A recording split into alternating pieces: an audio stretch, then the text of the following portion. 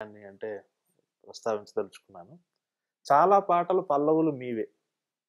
మీరు కాదన్నా గాని మీ అభిమానులుగా మాకు తెలుసు. సరే మీరు కాదనకూడదు. కాదండి. ఇప్పుడు ఉదాహరణకి 'ఆచింత నీకేలరా', అవును. 'తెలవారదేమో స్వామి' ఇలా చాలా ఉన్నాయి. అందెను నేడి అందని జాబిల్లి. పూర్తి స్థాయి లిరిక్ రైటర్‌గా ఉండాలనో లేదా అటువంటి అలా ఎప్పుడు అనిపించకుండా మీరు ఒక లీడ్ ఇచ్చేసి, ఒక పల్లవి రాసి రచయితలకి వదిలిపెట్టారు. బహుశా అంటే ఒక అభిమానిగానే ఈ ప్రశ్న అడుగుతున్నాను. మీకు దక్కాల్సిన ఖ్యాతిని మీరు కొంత త్యజించారేమో? లేదండి. అది అది అట్టాని కాదు. నేను once I'm writing a story, నాకు స్టోరీలో ఇక్కడ ఈ ప్రాంతంలో ఒక సాంగ్ రావాలి అని ఎప్పుడైతే అనిపిస్తుందో, ఈ సాంగ్ రావటానికి ఏం మెటీరియల్ ఉంది, ఏది దీన్ని ప్రోత్సహిస్తోంది సాంగ్‌కి వెళ్ళటానికి అనేది కూడా ఒక రచయితగా, ఒక కథకుడిగా నేను ఆలోచించి తీరాలి. That's my duty. మామూలుగా ఊరినే జనరల్‌గా ఏం చెప్తామంటే లిరిక్ రైటర్ అతని డ్యూటీ అది. ఒక లవ్ సాంగ్ ఉందండి ఇక్కడ, వాళ్ళిద్దరూ ఏదో వాడికి ఉత్తరం వచ్చింది, వాడికి ఉద్యోగం వచ్చిందని, హీరో నుంచి ఉద్యోగం వచ్చిందని రాగానే అమ్మాయి పొంగిపోయింది, అదో పద్ధతి.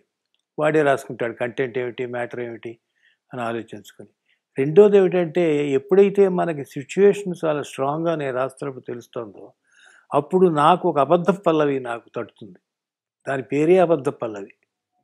మేము లిరిక్ రైటర్‌కి చెప్పేటప్పుడు అలా చెప్తాం. అందుకని ఇప్పుడు సపోజింగ్ ఓ పిచ్చావిడ గుడ్డ బొమ్మను పెట్టుకుని పాపాయిలాగా ఆడిస్తోంది పిచ్చాసుపత్రిలో.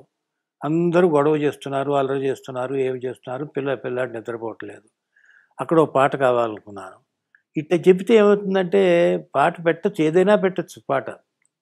నాకు ముందర ఒక స్ఫూర్తి కలిగినప్పుడు ఏమవుతుందంటే, అది నాకు ఒక సంతృప్తిగా ఉంటుంది రచయితగా. అప్పుడు నేనేం చేస్తాను, ఏదైనా దొరుకుతుందా, నాకు ఏదైనా దొరుకుతుందా అని ఆలోచించినప్పుడు, ఇట్లా ఉంది కాబట్టి మామూలుగా మనం ఏం చేస్తాం, ఎవరైనా గొడవ చేస్తుంటే ష్ అంటాం. ముద్దుల మా బాబు నిద్రపోతున్నాడు, సద్దు చేశాడంటే ఉలికి పడతాడు అనేది నాకు తడుతుంది ముందర. అది రాసి పెట్టేసుకుంటా అట్లా. నారాయణ రెడ్డి గారు వచ్చి ఏమిటి సిచ్యువేషన్, మనం ఏం పాట రాయాలని అంటారు. వాళ్ళు ఎంత అలవాటు పడిపోయినారంటే మీరేమనుకున్నారు అనే లెవెల్కి వచ్చేసింది. కృష్ణశాస్త్రి గారు కూడా ఆయన కూడా అంతే. రావమ్మ మహాల నువ్వేమో రామమ్మ రాసుకొని నువ్వేమో ఉంటావులే. రాసే ఉంటావు అన్నట్టుగా అట్లా వస్తుంది. అది అంతవరకు రాసి వదిలిపెడతాం. అంటే అదే పెట్టమని నేను ఎప్పుడు అన్నా. తెలిమంచు కరిగింది తలుపు తీయ నా ప్రభు అంటా నేను అంతే. అనొచ్చా అని అడుగుతాం ముందర శాస్త్రిని. బాగానే ఉంటుందా, కరెక్టేనా ఇది?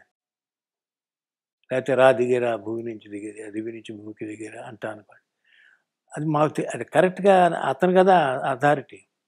కరెక్టేనేది. రాతి బొమ్మకు రవ్వలు పొదిగి రామహరే శ్రీరామహరే అని పట్టిన హారతి చూస్తూ ఏమీ పట్టనట్టు కూర్చుంటే చాలదు దిగిరా అంట. ఇట్లా ఒకప్పుడు ఏమవుతుందంటే, అది అంతవరకు వచ్చేసిన తర్వాత ఒకప్పుడు పబ్లిక్గా మీటింగ్లోనే అన్నారు మేము జంట కవులం అని నారాయణ రెడ్డి గారు. నాకు పెద్దగా అక్కడి నుంచి రాసే కెపాసిటీ కూడా ఉండదేమో బహుశా. ప్రయత్నం చేస్తే ఏమైనా వస్తుందేమో.